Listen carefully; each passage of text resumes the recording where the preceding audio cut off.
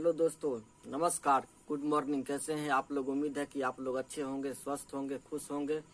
दोस्तों आइए, आज फिर हम आप लोगों के लिए एक मोटिवेशनल वीडियो लेकर के आए हैं। दोस्तों आज का जो प्रश्न है वो प्रश्न थोड़ा अटपटा सा है, और यह प्रश्न शायद ही कभी कभी ऐसा होता है जैसा ये प्रश्न है। ये केस कभी, अगर मान लीजिए वर्षों में कभी सुनने को मिलता है, ऐसा होता नहीं है, लेकिन संजोग बस देखिए एक केस है हमारे कमेंट में कि स्क्रू जो है वो निकल गया। ऑपरेशन जो हुआ था बंदे का, स्पाइनल कॉर्ड इंजरी फ्रैक्चर के बाद उनका ऑपरेशन हुआ, और ऑपरेशन के बाद उनका स्क्रू जो है सो निकल गया। हालांकि हम कमेंट में उनको पूछे थे कि कितना दिन हो गया, कितना दिन बाद निकला था ऑपरेशन के, वो रिप्लाई नहीं किए हैं। कई लोगों से इसके बारे में पता किए हैं, लेकिन कोई भी नहीं बताया कि हम ऐसा सुने हैं कि स्क्रू निकल गया है। जिसको हम पूछे वो भी पहली बार ही सुना, जिसमें कई लोग डॉक्टर भी हैं, वो लोग ही बोले कि पहली बार ही सुने हैं। अब ये कैसे निकल गया, आश्चर्य की बात है और असंभव की बात है, क्योंकि ऑपरेशन जो है सो बार बार नहीं होता है। वो भी स्पाइन का ऑपरेशन बार बार नहीं होता है, और स्पाइन का ऑपरेशन इतना रिस्की है कि बहुत ही सोच समझकर ऑपरेशन किया जाता है, जो भी डॉक्टर साहब करते हैं, और बहुत ही सोच समझकर बहुत ही बारीकी से ऑपरेशन किया जाता है स्पाइन का। ये कैसे स्क्रू निकल गया है तो सही में आश्चर्य वाली बात है। और ऑपरेशन हुआ है, और हाल ही में इधर उधर यदि उल्टा सीधा पेशेंट करवट लेता है, या फिर उसको उठाने पेशेंट को उठाकर बैठाने में उसको बैठाया जाता है, फिर उसको टहलाया जाता है, इस परिस्थिति में भी अगर गलत तरीके से उठाकर बैठाता है या थोड़ा सा भी इधर उधर हो जाता है तो उसमें जो है सो स्क्रू निकलने का चांस रहता है। उसके बाद जो डॉक्टर साहब फिजियोथेरेपी डॉक्टर प्रोवाइड करते हैं, तो बहुत लोग होते हैं कि जिनको कुछ जानकारी भी होता है, और उनके परिवार के लोग भी कुछ जानकार होते हैं, और अगल बगल के लोगों को जानकारी होता है, तो वो लोग आकर के बता देते हैं, करा देते हैं। और पैसे का अभाव तो सबके पास होता है, वो फिजियोथेरेपी डॉक्टर नहीं करते हैं। तो यहीं पर ये गलती हो जाता है कि जो लोग इधर उधर के आते हैं मिलने के लिए, देखने के लिए, वो बताते हैं, या फिर यूट्यूब पर वीडियो देख करके जो है वो करने लगते हैं, डॉक्टर को नहीं बुलाते हैं। तो इसी में जो है सो गलती हो जाता है। कमर का एक्सरसाइज जो करते हैं, इसी में गलती हो जाता है शुरुआती दौर में। जैसे हॉस्पिटल से निकल करके आए हैं और एक महीने तक कमर का एक्सरसाइज नहीं करना चाहिए, जब तक कि वो एक्सरे होकर के डॉक्टर जो 1 महीने बाद या 1.5 महीने बाद 2 महीने बाद बुलाते हैं, और फिर एक्सरे करके वो चेक करते हैं कि ऑपरेशन सही है या नहीं है, स्पाइन सीधा है या नहीं है, स्क्रू सूटेबल हो गया है कि नहीं, तब तक जो है सो नहीं करना चाहिए कमर का एक्सरसाइज। एक्सरसाइज जो है सो वो मेन मायने रखता है कमर का एक्सरसाइज ही, उसके बाद ही पैर का एक्सरसाइज मायने रखता है। अब हमको 1 महीना 1.5 महीना पूरा हो गया और डॉक्टर साहब देख लिए हैं कंप्लीट, डॉक्टर साहब जो है सो पूर्ण रूप से मतलब वो उनको तसल्ली हो गया कि चलो कंफर्म हो गए हैं कि अब ये ठीक है, ये पेशेंट अब कमर का एक्सरसाइज कर सकता है अच्छे से। तो उसके बाद भी हमको 1 महीना 2 महीना के लिए भी जरूर फिजियोथेरेपी डॉक्टर से कांटेक्ट करना चाहिए, और उनसे ही एक्सरसाइज जो वो बताएंगे उन्हीं के मार्गदर्शन में एक्सरसाइज करना चाहिए। हाँ, 1-2 महीने के बाद जब आप सीख लेते हैं, उसके बाद आप खुद से करिए एक्सरसाइज।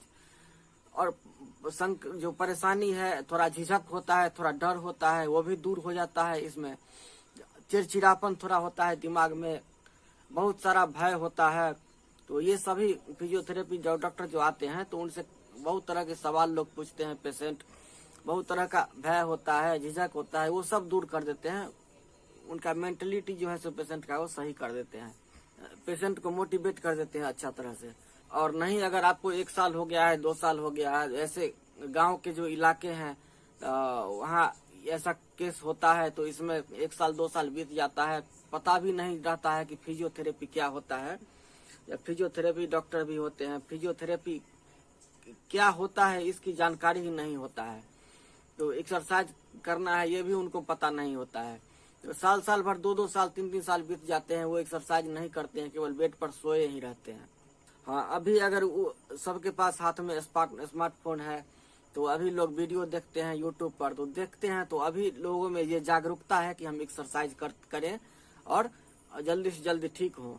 तो इसमें जो बच्चा बताते हैं कि 4 घंटा 5 घंटा एक्सरसाइज करना चाहिए, तो जिनको 2 साल 3 साल बीत गया है तो वो मतलब इतना ताकत लगा देते हैं एक्सरसाइज में कि हम एक्सरसाइज करेंगे ठीक हो ही जाएंगे। तो अचानक से जो ये ज्यादा से ज्यादा एक्सरसाइज करने की कोशिश करते हैं, और इसमें डॉक्टर उनको सलाह देने वाला होता नहीं है, यूट्यूब पर देखकर करते हैं, उल्टा सीधा करते हैं, तो इसमें भी स्क्रू जो है सो बाहर निकलने का चांस पूरा होता है। फिजियोथेरेपी डॉक्टर के निगरानी के बिना अपने मन से इधर उधर ऐसा वैसा एक्सरसाइज नहीं करे, ताकि आपको एक दूसरा परेशानी पैदा हो जाए।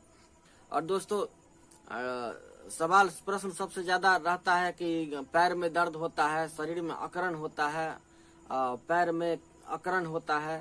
तो दोस्तों आपको नहीं, सबको होता है, जितना भी ये पेशेंट है, खासकर इनकम्प्लीट इंजरी वाले पेशेंट है, ये सबको अकड़न की समस्या और ये पैर में पेन की समस्या जो है ये सबको होता है।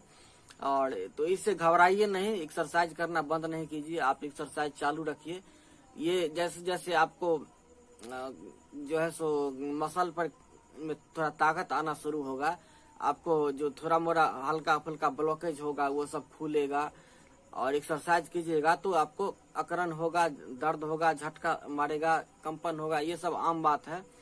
और आपको कुछ न कुछ सेंसेशन बचा हुआ है तभी आपको ये सब महसूस होता है, तो इसके लिए घबराना नहीं है। हाँ, इसके लिए पेन किलर दर्द की दवा आप खा सकते हैं, दर्द की दवा या नर्स दर्द की दवा ले करके आप डॉक्टर से संपर्क करके रखिए और ये दवा खा लीजिए, और एक्सरसाइज बंद मत कीजिए। पैर का एक्सरसाइज, बहुत लोग पैर पर ज्यादा फोकस करते हैं, लेकिन दोस्तों साथ साथ हमको सबसे ज्यादा कमर पर भी उतना ही फोकस करना चाहिए, क्योंकि इंजरी कहाँ होता है, गौर करने वाली बात है कि इंजरी जो होता है वो हमको स्पाइन में होता है, रीढ़ की हड्डी में। तो या फिर वो कमर हो, या फिर हमारा पीठ का भाग हो, या फिर गर्दन का भाग हो, तो सबसे ज्यादा एक्सरसाइज जो है सो हमारा उसी के आसपास होना चाहिए जहाँ पर की इंजरी है, क्योंकि हमारा स्पाइनल कॉर्ड ब्लॉक वहाँ पर होता है। पैर में ब्लॉकेज नहीं है, ब्लॉक है स्पाइन में, और उसके कारण हमारा उससे नीचे का अंग जो है सो पैरालाइज हो गया है। लेकिन फ्रैक्चर हमको स्पाइन में है और हमारा स्पाइनल कॉर्ड भी वहीं पर ब्लॉकेज हुआ है, तो हमको एक्सरसाइज कमर का करने का जरूरत है, क्योंकि एक्सरसाइज हम करेंगे तो हमारा जो ऑपरेशन हुआ होता है तो वहाँ पर जो हमको स्क्रू लगाते हैं या जो भी इंस्ट्रूमेंट डॉक्टर साहब लगाते हैं उसमें, तो वहाँ पर थोड़ा टाइटनेस होता है, बहुत ज्यादा टाइटनेस होता है। तो जब हम एक्सरसाइज करते हैं कमर का, तो धीरे धीरे वो लूज होता जाता है और वो लचीला होता जाता है, उसमें थोड़ा गैप बनता है, थोड़ा जगह बनता है, तो धीरे धीरे वो स्पाइनल कॉर्ड वहाँ से स्पाइनल कॉर्ड फ्री होता जाता है और उसका नाल फैलता है।